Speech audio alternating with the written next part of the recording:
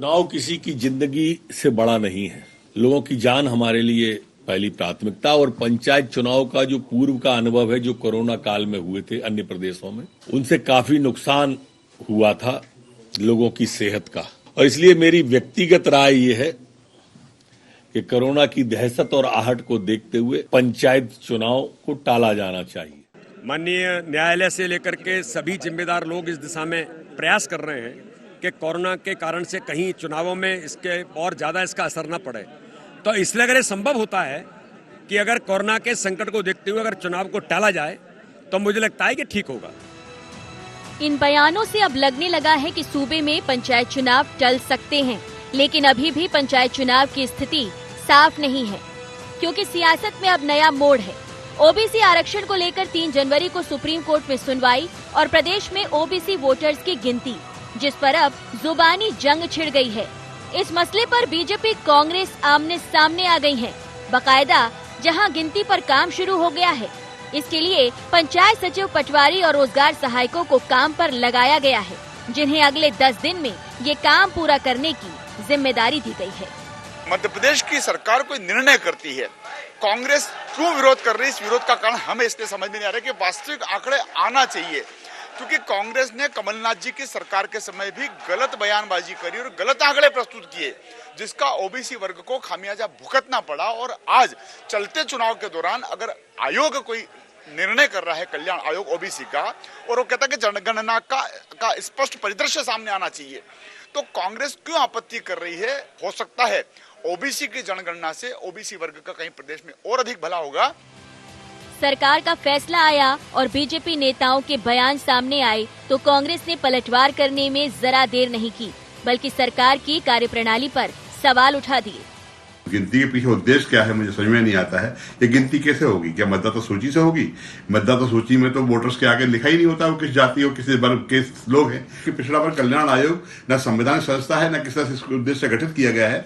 ऐसे में इसके द्वारा ये कार्य कराने का उद्देश्य साफ है कि पिछड़े वर्ग को गुमराह करना, पिछड़े वर्ग के बारे में कहना कि हम देखिए आपके लिए काम कर रहे हैं, जबकि इनकी मंशा साफ है कि किसी भी तरह से पंचायत चुनाव में पिछड़े वर्ग के साथ हेराफेरी करके उसको उलझाए रखना चाहते हैं। उसी उद्देश्य इस तरह की जनसंख्या की वोटर्स की गिनती करा रहे हैं, जो कहीं से उचित नहीं है। कि हम जनपद, जिला पंचायत और पंचायत के चुनाव पिछड़े वर्ग के आरक्षण के बिना नहीं होने देंगे।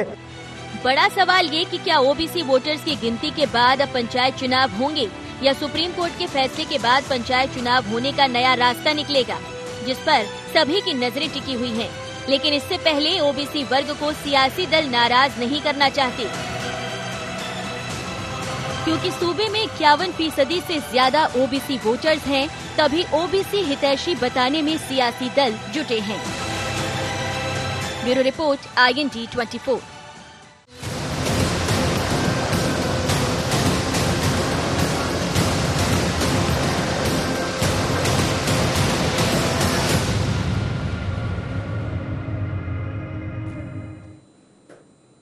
नमस्कार, IND एजेंडा में आपका स्वागत है। मैं हूं आपके साथ नाज़नीन नकवी। बात करेंगे मध्य प्रदेश की, जहां पर पंचायत जारी है। जी हां, पंचायत है। इलेक्शंस होने या ना होने को लेकर, साथ ही पंचायत अब वोटर्स की गिनती को लेकर भी शुरू हो गई है और इसे लेकर सियासत भी गर्मा रही है। आखिर क्यों आरोप और प्रत्यारोप गर्मा रहे हैं, इस पर बात करेंगे। पहले नजर एजेंडा पॉइंट्स पर। पंचायत चुनाव पर सियासी संग्राम कब तक? क्या जाति बन गई नेताओं के दंगल का सहारा? ओबीसी वोटर्स की गिनती से कांग्रेस को ऐतराज क्यों? क्या मध्य प्रदेश में टल सकते हैं पंचायत चुनाव? जी हां, इन सवालों के साथ चर्चा की शुरुआत करेंगे। मेहमान हमारे साथ जुड़ गए हैं, परिचय करा देती हूं। डॉक्टर दिव्या हमारे साथ जुड़ रही हैं, बीजेपी का पक्ष रखेंगी। हमारे साथ डॉक्टर दोगने जुड़ रहे हैं, आप कांग्रेस का पक्ष रखेंगे। बहुत स्वागत है आपका। और वरिष्ठ पत्रकार देवदत्त दुबे जी हमारे साथ हैं, बहुत स्वागत है सर। डॉक्टर दिव्या, चर्चा की शुरुआत आपसे करना चाहेंगे। आपने कांग्रेस को सुना और जिस तरीके से आरोप या सवाल कांग्रेस उठा रही है कि आप वोटर सूची से गिनती कर रहे हैं, कैसे ये पॉसिबल होगा? कैसे आप ये जज करेंगे? कैसे आप पता लगाएंगे? और ओबीसी वोटर्स को लेकर खासतौर से जिस तरीके से पिछले कई दिनों से संग्राम चल रहा है, अब एक नई बहस इसमें जुड़ गई है। नाज़रीन जी, मैं पहले दिन से कह रही हूँ, मैं फिर कहती रहूंगी इस बात को लेकर कि कांग्रेस के फंडामेंटल्स बहुत गड़बड़ाए हुए हैं। जिसे हम अगर देसी भाषा में कहें तो फंडा गलत है, बिल्कुल गलत है। इसलिए चूंकि जब अनाउंस हो चुके थे चुनाव, तब आपको कोर्ट में जाने की क्या आवश्यकता थी? तब उस समय आपके दो धड़ क्यों थे? एक चुनाव के लिए तैयार था, दूसरा कोर्ट जाने के लिए तत्पर तैयार था। फिर आप कोर्ट गए, आपको वहां से आदेश मिला कि आप वापस चुनाव आयोग का कहना मानिए, लेकिन फिर आपकी कुछ ईगो पे बन पड़ी और आप फिर सुप्रीम कोर्ट तक चले गए। कहते ये है कि हम परिसीमन के लिए गए थे, फिर वहां पे आरक्षण का मुद्दा उठा दिया, महाराष्ट्र का आपने एग्जाम्पल दे दिया और इतना रायता फैला दिया कि जो आपसे भी अब समेटे नहीं समेट रहा। अब जो बहुत सारी प्रक्रिया रोल हो गई है, जैसे कहते हैं ना, ball is in the motion, तो अब आपने जो मोशन ला दिया है उस मोशन को अब रोक पाना मुश्किल है। अब ये बात तय हो गई कि ओबीसी का आरक्षण जो भी है, और आरक्षण में एक बहुत इंपॉर्टेंट जो विषय है वो ये है कि 50% आरक्षण तय है, चाहे वो SC ST OBC मिला के आरक्षण हो, वो 50% से ऊपर नहीं जा सकता जी। क्या सोचकर किस मैथमेटिक्स को लेकर कांग्रेस आई थी मुझे नहीं मालूम है। उनके अंदर क्या मैथमेटिक्स चल रहा था, वो किस चीज का क्या एडजस्टमेंट करना चाहते थे, या सिर्फ एक चुनावी मुद्दा बनाना चाहते थे, या सिर्फ एक हल्की अल्फाजबाजी कर रहे थे, क्या करना चाह रहे थे इस बारे में भी वो कंफ्यूज है। उनके पास कोई ठोस उसके बारे में कहीं कोई एक रोड मैप नहीं है। तो अब बहुत गंभीर स्थिति बन चुकी है, जहां पर सिर्फ कानूनविद जब तक बैठेंगे तब उसके बाद एक नई चर्चा निकलेगी, और उसी चर्चा में से जो निकलेगा वो सबको मान्य करना होगा। एक पंचायत चुनाव पर एक बादल तो जरूर छा गए हैं, जो अब बहुत सोच समझ के ही आगे निर्णय के बाद ही आगे बढ़ पाएंगे या आगे चल पाएंगे, ये तो कानूनविद डिसाइड करेंगे। दोगने जी, आपको क्या लगता है, क्या वाकई ये जो जैसा कि डॉक्टर दिव्या कह रही हैं कि कुछ ईगो से जुड़ा हुआ मामला था कांग्रेस का, या फिर आप जनता के बारे में सोच रहे थे, या प्रतिष्ठा आपकी पार्टी की यहाँ पर सामने थी, या फिर वोटों का सवाल था? क्या लगता है आपको, जो आरोप बीजेपी अब लगा रही है कि आपने ठीक तरीके से पूरी बात को समझा नहीं, आपको लगता है कि कुछ ऐसा हुआ है, या फिर आप इस पर और कुछ कहना चाहेंगे? देखिए नाज़रीन जी, ये बहन जी जो बोले इनको पता ही नहीं है कि क्या होता आरक्षण और कैसे होती गणना। ये भाजपा की सरकार को भी पता नहीं है। आपको गणना करना ओबीसी की, तो ओबीसी की जनसंख्या है 2011 की जनसंख्या के हिसाब से 51% मध्य प्रदेश में ओबीसी बताया गया है, तो उस हिसाब से गणना कर लेगा। गणना करना चाहे तो सिर्फ ये उलझाना चाह रहा है, इसके अलावा कुछ नहीं है। कांग्रेस सिर्फ गई थी चक्रानुपात से आरक्षण होना चाहिए, चक्रानुसार आरक्षण हो तो सभी वर्ग को फायदा मिलेगा। ये पुराने 14 पे चुनाव कराना चाह रहे थे, सिर्फ इस बात को लेकर गई थी। पर ये भाजपा के लोग उल्टी सीधी बातें करके, उल्टे सीधे उसको गुमराह करके जनता को परेशान कर रहे हैं। आज हम देखें कि मध्य प्रदेश में सर पे चुनाव है, आदमी परेशान है, मैं क्या करूं, कौन से उस वर्ग में आऊंगा, कहाँ भरे फॉर्म, कहाँ नहीं भरे, किस सर के चुनाव होंगे, चुनाव की क्या स्थिति बनेगी, अभी भी क्लियर नहीं कर रहे हैं। चुनाव की स्थिति क्लियर करिए ना, आपको चुनाव कराना या नहीं कराना वो करिए आप सबसे पहले, तो इसके बाद आरक्षण की बात करिए। पहले तो चुनाव का ही ठिकाना नहीं बैठ रहा। कोई मंत्री बोल रहा है कि चुनाव नहीं होना चाहिए, अभी गृह मंत्री ने कल बयान दे दिया कि चुनाव नहीं होना चाहिए। तो ये पहले आपस में डिसाइड तो कर लें कि क्या करना है। सिर्फ उलझाने के अलावा कुछ नहीं भाजपा का काम है। आप पहले ये हमारे अनुसूचित जनजाति के भाइयों को अधिवेशन करके उनको उलझा रहे थे, उनके गुमराह कर रहे थे, और अब ओबीसी को पकड़ लिया इन्होंने। इनको जनगणना करना है तो जनगणना 2011 में हुई है, वर्ग के अनुसार से हुई है, और 51% जनसंख्या ओबीसी की बताई गई है, उसके हिसाब से आरक्षण तो बना लेना आप। ना आप 51% दें ओबीसी को, आपके दम हो तो आप में देना कुछ नहीं है। और 15 साल से ओबीसी के मुख्यमंत्री बैठे हुए, कहाँ गए थे ये ओबीसी की जब चिंता थी तो इनको क्यों नहीं किया आरक्षण? 27% जब सब जगह चल रहा था तो मध्य प्रदेश में क्यों नहीं किया? और नहीं किया, इसके बाद भी ये उलझा रहे हैं, सिर्फ श्रेय लेने की राजनीति कर रहे हैं, इसके अलावा कुछ नहीं। चलिए ठीक है, आप जो कह रहे हैं उलझन तो बड़ी है, और कैसे सुलझेगी इस पर भी बातचीत हो रही है, कानूनी सलाह भी ली जा रही है। हमारे साथ भी वरिष्ठ पत्रकार हैं। दुबे सर, क्या लग रहा है कि ये उलझन और उलझती जा रही है और नए नए बयान इसमें सामने आ रहे हैं, जिस पर एक बात और एक प्रश्न बार बार है कि पंचायत चुनाव होंगे या नहीं होंगे? पंचायत चुनाव तो अभी बहुत खटाई में पड़ गए हैं।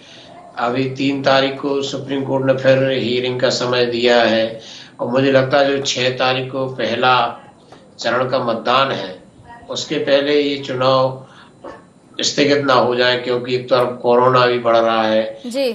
और गांव की स्थिति बड़ी विचित्र हो गई है। इस घर में चुनाव है, बाजू वाले घर में अभी चुनाव नहीं है, क्योंकि वो पिछड़ा वर्ग के लिए पहले आरक्षित था और जो पद पिछड़ा वर्ग के लिए आरक्षित है वह चुनाव रोक दिए गए हैं। बड़ी विचित्र सी उहापोह की स्थिति है। कुछ लोगों तो इसी चलते, जैसे 91 में कुछ जगह चुनाव हो गए थे, इसके बावजूद चुनाव हाई कोर्ट से स्टे आके कैंसिल हो गए बाद में। ऐसे में कुछ लोगों ने फॉर्म नहीं भरा और जो फॉर्म भरे हैं वो आधे अधूरे मन से चुनाव लड़ रहे हैं। वो पूरे जोशो खरोश या तन मन धन से जो कहते हैं ना चुनाव लड़ने की बात, वैसा नहीं हो रहा है, क्योंकि उनको अभी भी अंदेशा है कि हो सकता है चुनाव बीच में रुक जाए। तो एक बड़ी दुविधा और संशय का वातावरण 70% आबादी प्रदेश की जो ग्रामीण इलाकों में रहती है वो इसी में पशोपेश में है कि क्या आगे क्या होगा, अब क्या आपको होगा। क्या लगता है सर, ये दुविधा, ये पशोपेश की जो स्थिति बन गई है, और जैसा कि चुनाव नहीं हुए पहले, अभी कोरोना का संकट फिर से सामने आ गया है, लेकिन इसके पहले अगर हम बात करें जब स्थिति थोड़ी बेहतर थी प्रदेश में, लेकिन गांव सरकार को लेकर जब उस बारे में कुछ सोचा नहीं गया, आरोप अपनी जगह है, दोनों दल एक दूसरे पर लगा रहे हैं, लेकिन इस देरी के पीछे या इस दुविधा के पीछे क्या लगता है, दोनों तरफ से आपको ऐसा लग रहा है कि चूक हुई है?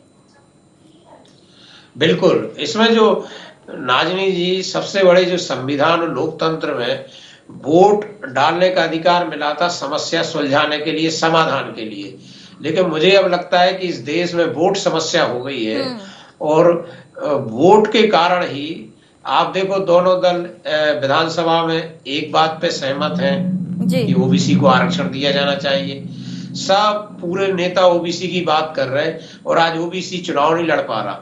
आप देखे तो क्या हो रहा है, और जो बड़ी आबादी है उसकी सब बातें कर रहे हैं इस्तीफा देने की, जीने और ओबीसी चुनाव नहीं लड़ पा रहा। तो भाई एक बार क्या ये नहीं हो सकता था कि पहले चुनाव स्थगित करके या चुनाव शुरू करने के पहले पूरी स्थिति क्लियर कर लेते? ऐसे मुद्दे ही क्यों छोड़े जिस पे किंतु परंतु और कोर्ट जाने की स्थिति बने? बिल्कुल, ये शुरू से ही ठीक है, पूछ लेती हूँ दिव्या जी, इन परिस्थितियों तक बात पहुंची है और उसके लिए कहीं ना कहीं दोनों तरफ से जिम्मेदारी दिख रही है, दोनों तरफ से पशुपेश की परिस्थिति भी दिख रही है, लेकिन अब ये कैसे सुलझे? जो कि आपने कहा कि उलझन है, तो इस उलझन को सुलझाएंगे कैसे? सरकार में आप हैं, क्या लगता है क्या कुछ फैसला लेना होगा? क्योंकि जिस ओबीसी के हित की बात दोनों ही दल कर रहे हैं इस वक्त, वही परेशान दिख रहे हैं। मैं दुबे जी के पूरे सम्मान के साथ कहना चाहूंगी कि जब चुनाव अनाउंस हुआ था, जब अनाउंस हो चुके थे, डेट्स अनाउंस हो चुकी थी, इसका मतलब ये था कि सरकार तो चाह रही थी कि आप तंत्र रोल हो चुका था कि आप चुनाव अनाउंस हो चुके हैं। उस समय ये प्रश्न चिन्ह नहीं था कि ओबीसी का क्या होगा या चुनाव किस तरह से चलने जाएंगे। वो एक कॉल तो चल चुकी थी, वो गाड़ी आगे बढ़ चुकी थी, लेकिन उस पर स्पीड ब्रेकर क्यों लगाया गया, किसने लगाया, क्या सोच के लगाया? मेरा अभी भी वही प्रश्न है कि क्या रणनीति थी, क्या उसके पीछे आपका मंतव्य था, आप कौन से ओबीसी हितैषी थे, आप क्या सोच कर गए थे कोर्ट, और क्या आपको इस बात का अंदेशा और अंदाजा नहीं था कि क्या ये सब अगर तंत्र बैकफायर कर जाएगा? ये कांग्रेस ने कभी कल्पना नहीं करी थी कि ये बैकफायर कर जाएगा, और ये बहुत बुरी तरह से कांग्रेस को बैकफायर कर चुका है। अब दूसरी बात यह है कि जो आपने इतना सब कुछ अब फैला दिया है, उसको मैं आपसे फिर वापस कह रही हूँ कि इसको समेट पाना अब थोड़ा सा मुश्किल इसलिए हो गया है कि बहुत सारे कानूनविदों को अब बैठना पड़ेगा, चर्चा करनी पड़ेगी और इस बारे में कहीं ना कोई एक कॉमन ग्राउंड निकालना पड़ेगा, जो बहुत आसान नहीं होगा।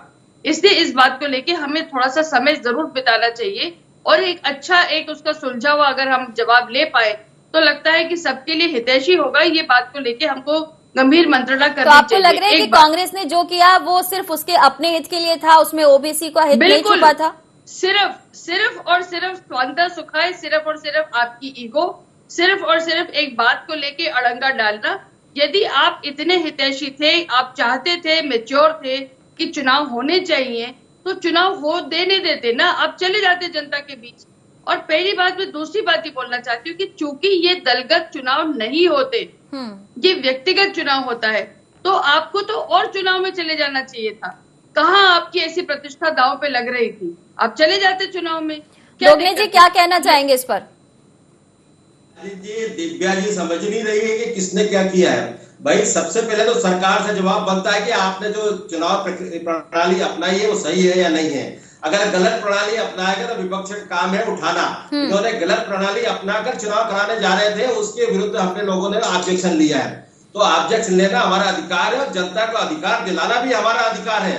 हम लोगों को इसलिए विपक्ष में बिठाया जाता है और हम हमारी बात अगर रख रहे हैं, आप सुन नहीं रहे, ताना आप बताइए आरक्षण का करना चाहिए था ना इनको। 2014 का क्यों लागू किया आपने? जब 2019 से पूरी प्रक्रिया हो गई थी, एक सरकार ने पूरी प्रक्रिया कर दी थी, तो या तो उसके अंतर्गत कराते या फिर अपनी प्रक्रिया नहीं करा लेते। आपने क्यों नहीं कराई, वो क्वेश्चन बनता है। इसके बाद आपने उस प्रक्रिया को भी पूरा घालमाल कर दिया। आप देखिए जिला अध्यक्ष, जिला पंचायत अध्यक्ष के लिए आरक्षण आप कर रहे हैं और जनपद अध्यक्ष के लिए नहीं कर रहे हैं, पंचायत के लिए नहीं कर रहे हैं, उसके लिए 14 का चलेगा और अभी इसमें भी 21 का चलेगा। तो ये कौन सी प्रक्रिया है, कौन सा तरीका है, कौन सा न्याय है लोगों के साथ? या न्याय करने के लिए कर रहे हैं कि आप लोगों को जो जिनका अधिकार है 5 साल रहने का वो 5 साल रहे, दूसरा आएगा। चक्रानुपात का मतलब वही होता है कि दूसरा आएगा उसको अधिकार मिलेगा, पर उसका अधिकार भी छीन रहे हो आप, गलत कर रहे हो आप और आरोप कांग्रेस के ऊपर लगा रहे हो। तो ये तो गलत है। आपको देखना चाहिए, प्रक्रिया पूरी समझना चाहिए, प्रक्रिया समझ के शासन को निर्णय लेना चाहिए और निर्णय लेके चुनाव आयोग से घोषणा कराना चाहिए। उलझा दिया आपने और ऊपर से कांग्रेस के ऊपर आरोप लगा रहे हैं, तो ये बिल्कुल गलत है। कांग्रेस अपना काम कर रही, कांग्रेस विपक्ष में, विपक्ष का काम है, सरकार का काम है कि सही काम करे और सच्चे लोगों को अपना अपना अधिकार दे। चलिए ठीक है, दोनों तरफ से ये कोशिश की जा रही है कि काम ठीक होना चाहिए। लेकिन दुबे जी, जैसा आपने शुरुआत में ही कहा कि मामला चुनाव का देखा जाए तो ठीक नजर नहीं आ रहा है, कुछ आरोप हैं, घालमेल किया गया, चुनाव प्रणाली को लेकर भी कांग्रेस सवाल उठा रही है, रोटेशन को लेकर बार बार जो बात सामने आ रही है, क्या लगता है आपको ये सवाल जायज थे विपक्ष के?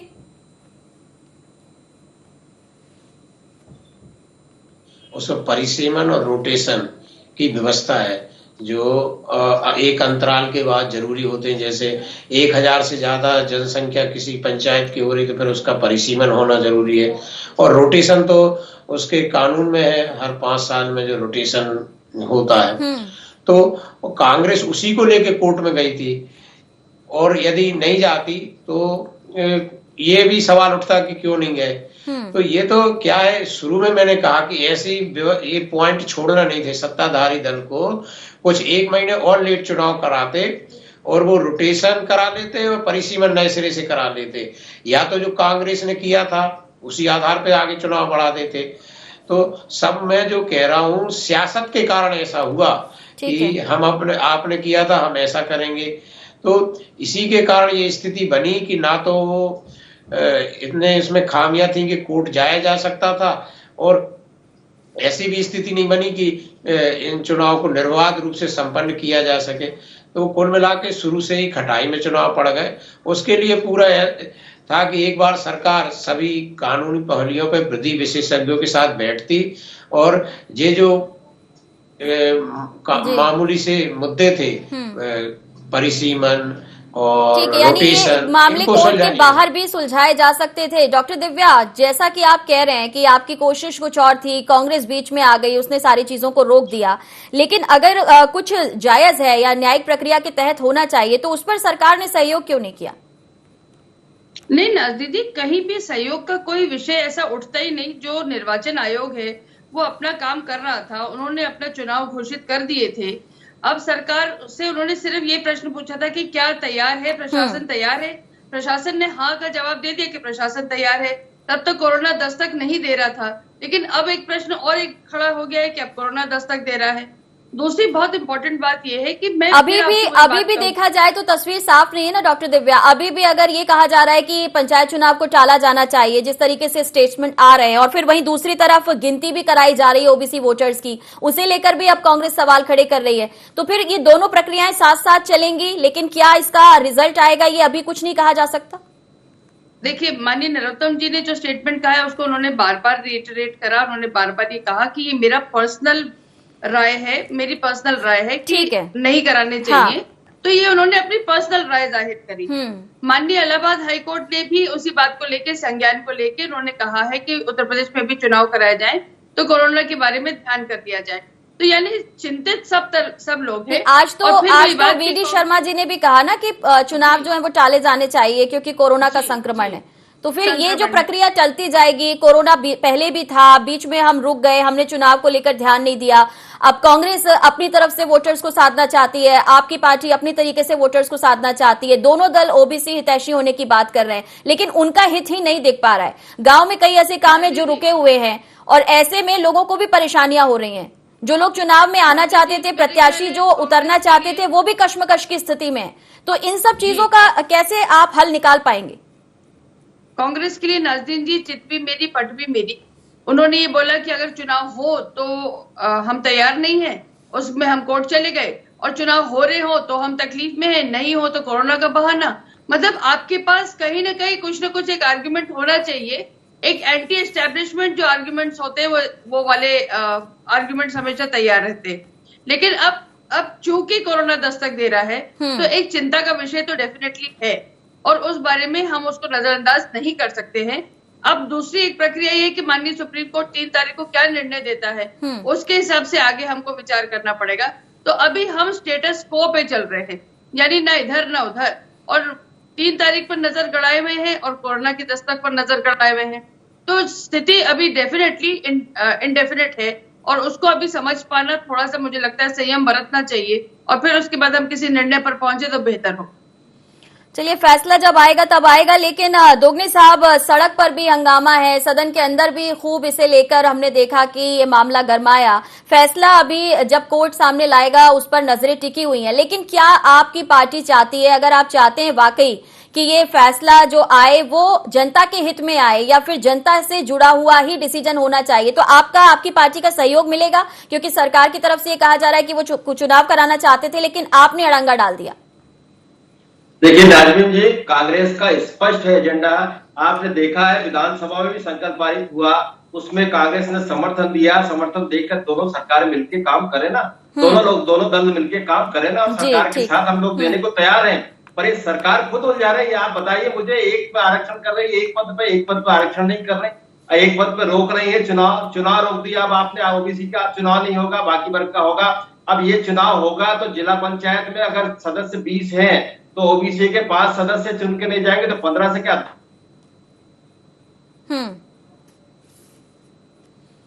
उलझाने के अलावा कोई बात नहीं कर रहे, बयानबाजी रोज नए नए बयान दे रहे हैं।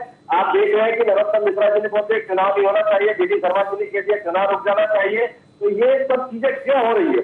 आपको डिसीजन लेना है, एक बार डिसीजन ले, फाइनल डिसीजन ले जो सबके हित में हो, जनता के हित में हो, जनता को लाभ मिले। आज पंचायत की स्थिति यह है कि 2 साल हो गए पंचायत का टाइम निकला हुआ, वहाँ जा नहीं रहा है, विकास के लिए पैसा नहीं जा रहा है, काम नहीं हो रहा है, लोग परेशान हो रहे हैं, और परेशान होके वहाँ उनके सब काम होते हैं। नालियां नहीं बन रही तो किसी की सड़क नहीं बन रही, तो किसी को बिजली नहीं मिल रही, तो किसी को पानी नहीं मिल रहा। ये सब समस्या चल रही, इसको कौन निराकरण करेगा? यह सरकार करने को तैयार है ना पंचायत है, तो कहाँ जाए आदमी? तो इस तरह से पूरा का चलिए ठीक है, लोगों को अगर जो असुविधा हो रही है उसके लिए तो जिम्मेदारी किसी ना किसी को लेनी होगी। डॉक्टर दिव्या कुछ कह रही हैं जी। नाज़रीन जी, मेरा ये कहना है कि फिर चुनाव होने देते ना। अगर इतने हितैषी थे और इतनी चिंता थी कि नालियां नहीं बन रही और लाइट नहीं चल रही, तो चुनाव होने देते। फिर आप क्यों कोर्ट में जाके आपने अड़ंगा डाला? और दूसरी बात है कि जब सदन में प्रस्ताव पारित होता है कि ओबीसी आरक्षण होना चाहिए, 100% संकल्प लिया जाता है, तो माननीय कमलनाथ जी हाथ नहीं उठाते। मतलब वो नहीं चाहते हैं कि संकल्प लिया जाए। मतलब ये वीडियो पे रिकॉर्डेड है, मैं अलग से नहीं कह रही हूँ। तो क्या चाहती है सरकार, क्या चाहती है कांग्रेस, क्या उनकी? उन्होंने हाथ नहीं उठाया आप जो कह रही हैं, लेकिन अपने बयान में तो उन्होंने कहा ना कि तैयार हैं और सहमत हैं इस मामले से। लेकिन अगर ये सहमति थोड़ा पहले बातचीत होकर हो जाती तो शायद इस परिस्थिति में नहीं पहुंचता ये मामला, ना ही कोर्ट जाने की नौबत होती। लास्ट कमेंट दुबे सर आपका, अभी भी उलझन बड़ी है और इस उलझन का अगर देखा जाए तो क्या हल होगा उसके लिए कोर्ट पर नजरें टिकी हुई हैं, और साथ साथ जैसा कि कोरोना का संकट बढ़ रहा है उसे लेकर भी, और जनता के हित की बात कोरोना से बचाव को लेकर भी है। नानी जी, सबसे पहले चुनाव जैसे भी हो चुनाव रोक दिए जाएं, क्योंकि आप और हम यहाँ शहरों में बैठे, महानगरों में, गांव-गांव में स्थिति बड़ी विचित्र बनी हुई है। एक इतना लंबा समय मिला है कि 28 तारीख तक वोटिंग होना है, अभी 6 तारीख को पहले फेज की होना है, तो जो सेकंड फेज के मतदान भरे वो 28 तारीख को वोट होंगे। और अभी ईवीएम ने शुरू में भी कहा था संशय का वातावरण है कि चुनाव होंगे कि नहीं होंगे। इस दुविधा में पूरे मन से न चुनाव प्रचार हो रहा है और न रुक भी पा रहे हैं कि बाई चांस हो ना जाए चुनाव। यही मतदान केंद्र के दलों की स्थिति है, कर्मचारियों की, वो ट्रेनिंग में जाएं कि नहीं जाएं, कैंसिल हो जाएं, किसी ने अपने आगे के कार्यक्रम रोक दिए हैं क्योंकि चुनाव है। तो और चुनाव होना भी नहीं है, ये भी एक संभावना है क्योंकि कोरोना भी बढ़ रहा है और जिस तरह की जिन पॉइंटों पे बात हो रही है उनके बगैर चुनाव कराना भी एक तरह से हास्यास्पद है। और राजनीतिक दलों को मैं पुनः निवेदन करूंगा कि राजनीति सियासत छोड़ के ऐसे खेल ना खेलो जो सुप्रीम कोर्ट ने भी कहा आग से खेलने का। ये जाति के आग में मत झोंको प्रदेश को, केवल समरसता सामाजिकता की बात करें और उसका पहले पूरा समाधान करें, फिर चुनाव में जाएं। अन्यथा ये खुद जो लोग इस दिशा में आगे बढ़ रहे हैं उनको भी इनका खामियाजा भुगतना पड़ सकता है। अपने यहाँ ऐसी जात बिहार उत्तर प्रदेश जैसी स्थिति नहीं है, यहाँ बहुत सामाजिक ताना बाना है, उसको बनाए रखा जाए और शांति का टापू माने जाना वाला प्रदेश, उसको न धार्मिकता में न जातीयता में किसी तरह के जकड़न में न जकड़ा जाए, उसको स्वच्छंद और खुले मन से अपना काम करना दिया जाए। और दोनों ही दल वोट को छोड़, वोट तो अपने आप मिलेगी जब आप सही निर्णय लेंगे। आज दोनों ही दलों को लोग कोस रहे हैं गांव-गांव में कि आप क्या कर रहे हैं, हमारी बात कर रहे हैं लेकिन हम ही नहीं चुनाव लड़ पा रहे, हमारी बात चलिए बिल्कुल ठीक कहा आपने कि वोटर समझदार है और अब सियासी दलों को भी समझदारी से काम लेना चाहिए था। बहरहाल अब तो कोर्ट के फैसले का इंतजार रहेगा। सभी का बहुत शुक्रिया चर्चा में जुड़ने के लिए। लेकिन पंचायत पर पंचायत जारी है लगातार। अगर देखा जाए तो सियासी दल पंचायत चुनाव को लेकर सियासी पहाड़ा तो पड़ रहे हैं, लेकिन कौन इसमें पास होगा और कौन फेल होगा इसका इंतजार रहेगा। फिलहाल इतना ही, दीजिए इजाजत, नमस्कार।